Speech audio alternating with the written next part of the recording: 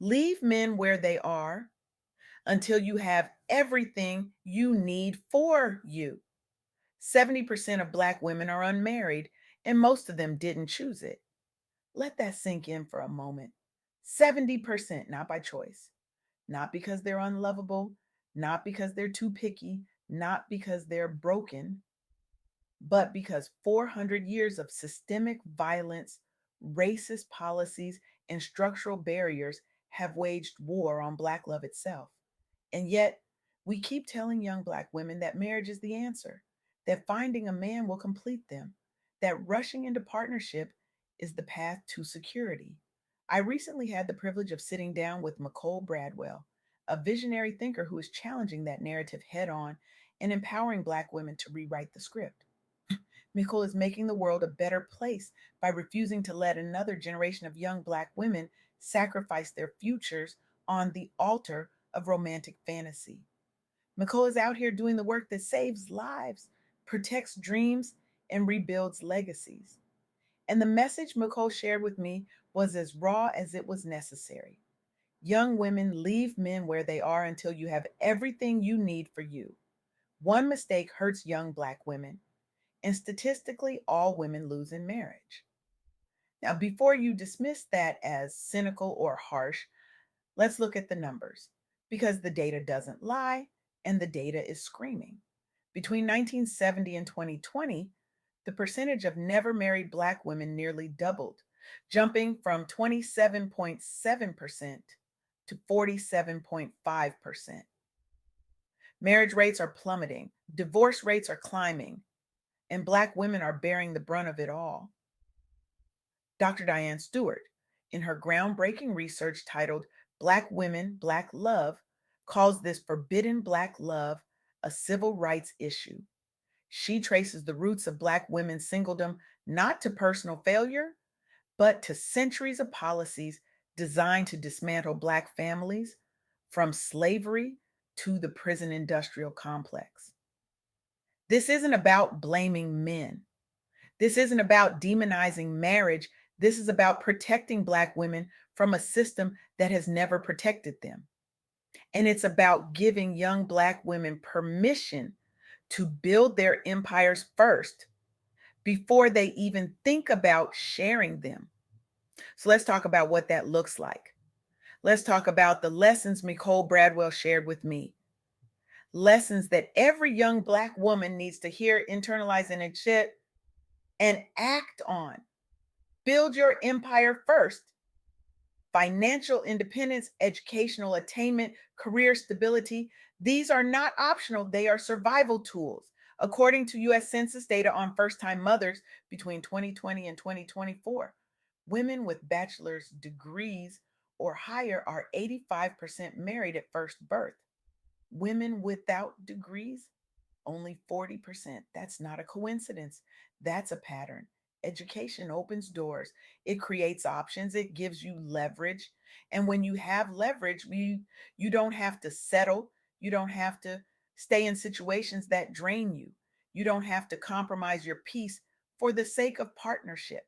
But here's the thing, building your empire isn't just about money or degrees, it's about knowing who you are, it's about healing your wounds. It's about setting boundaries. It's about learning to say no without guilt, without apology, without explanation.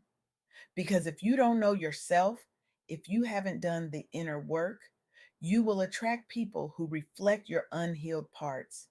And one mistake, one wrong choice can derail everything. Which brings us to the next truth, one misstep lingers. For Black women, the stakes are higher. The margin for error is smaller. 40% of first time Black mothers are neither married nor cohabiting at the time of birth. That's not a moral judgment, that's a reality check. And the long term consequences of that instability, financial strain, limited support systems, increased stress, are profound. A bad marriage choice doesn't just hurt in the moment, it echoes, it compounds, it limits your options for years, sometimes decades. And let's be honest, society doesn't give Black women the same grace it gives everyone else. When a Black woman struggles because she's labeled, she's blamed.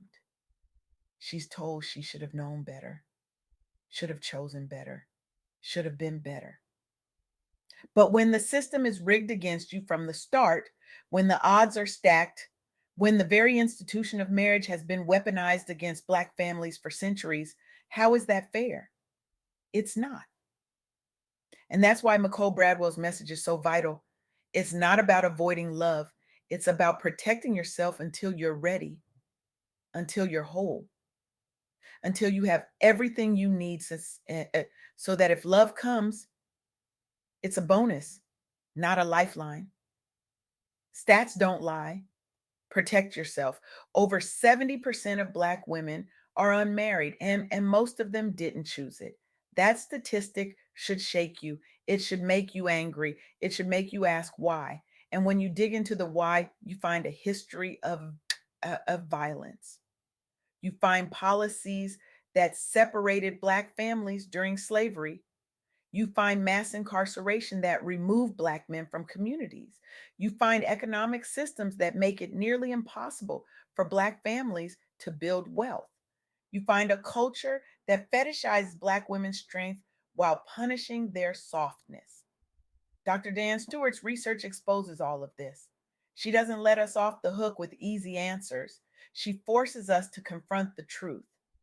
Black women's singledom is not a personal failure. It's a systemic assault. And until we address the root causes, until we create conditions where Black love can thrive, Black women have to protect themselves. They have to prioritize self reliance over societal pressure. They have to build their own safety nets. Now, Winston says, I know what some of you are thinking. What about love? What about partnership? What about the beautiful examples of Black love that do exist? And yes, they exist. Let me tell you about Eleanor and Lyle Gittens, a Black couple from Miami who hold the Guinness World Record for the longest marriage, 83 years.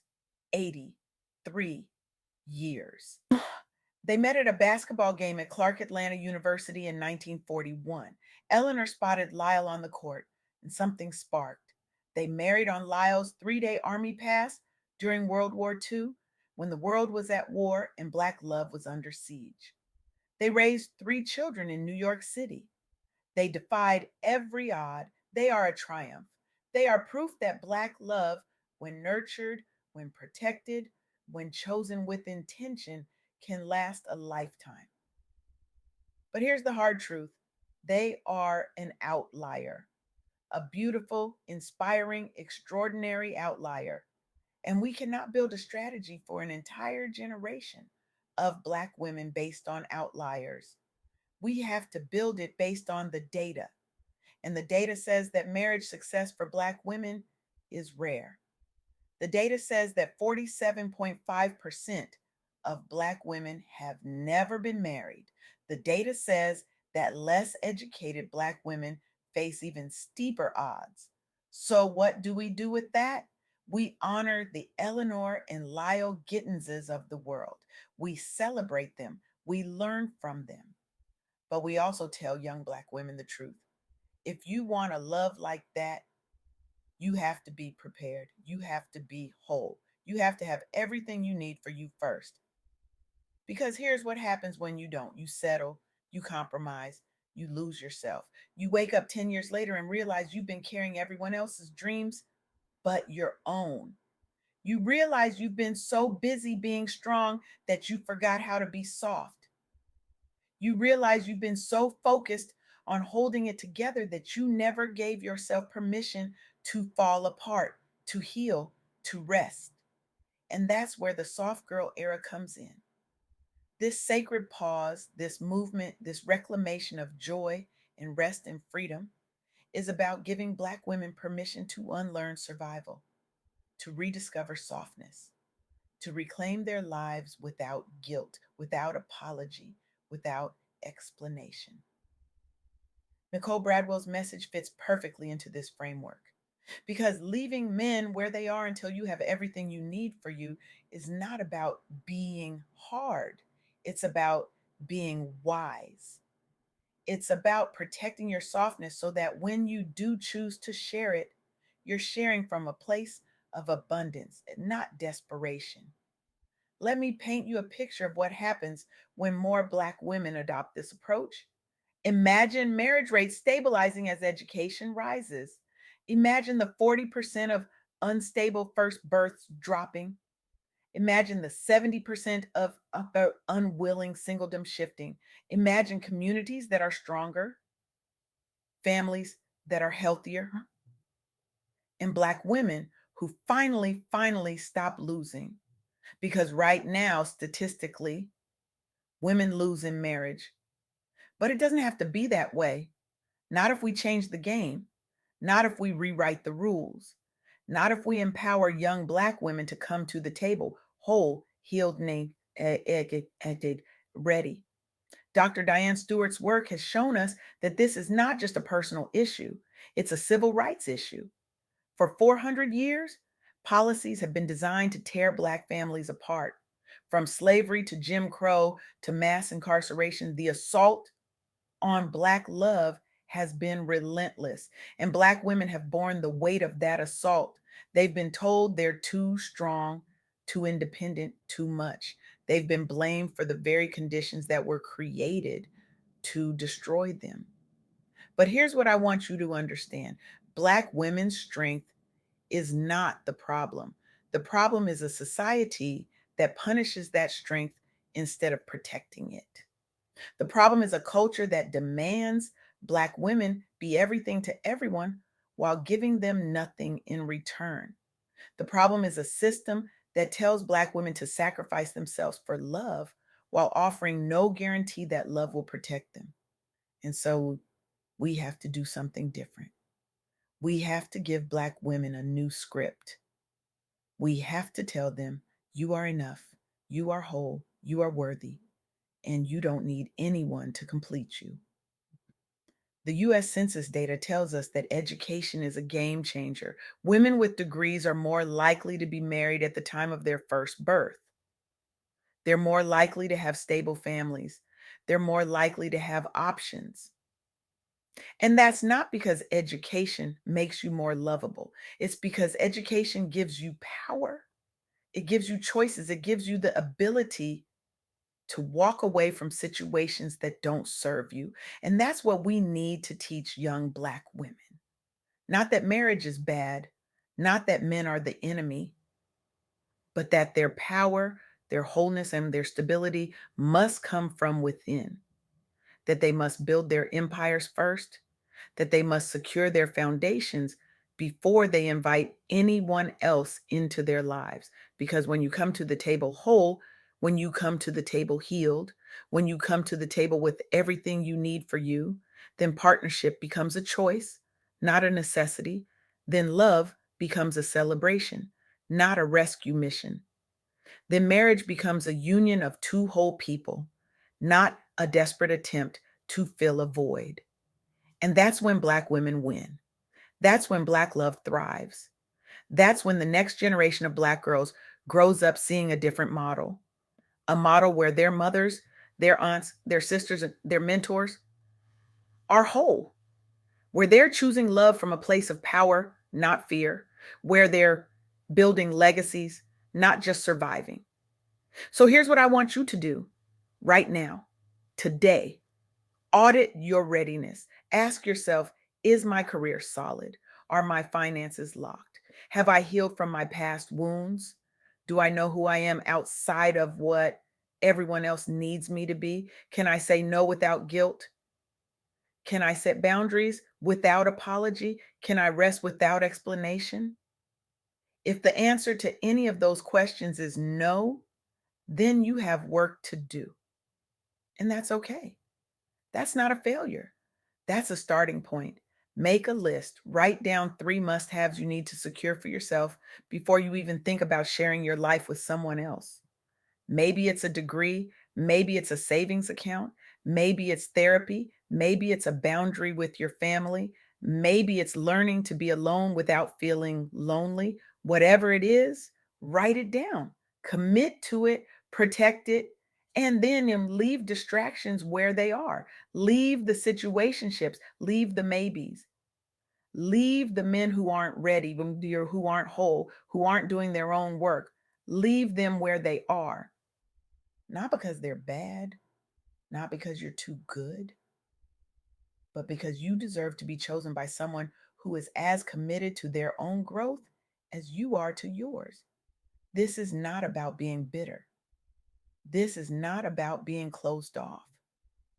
This is about being strategic. This is about being intentional. This is about protecting your future. Micole Bradwell is doing that work. Dr. Diane Stewart is doing that work. And now it's your turn. So I'm going to leave you with this challenge, not a suggestion, a challenge.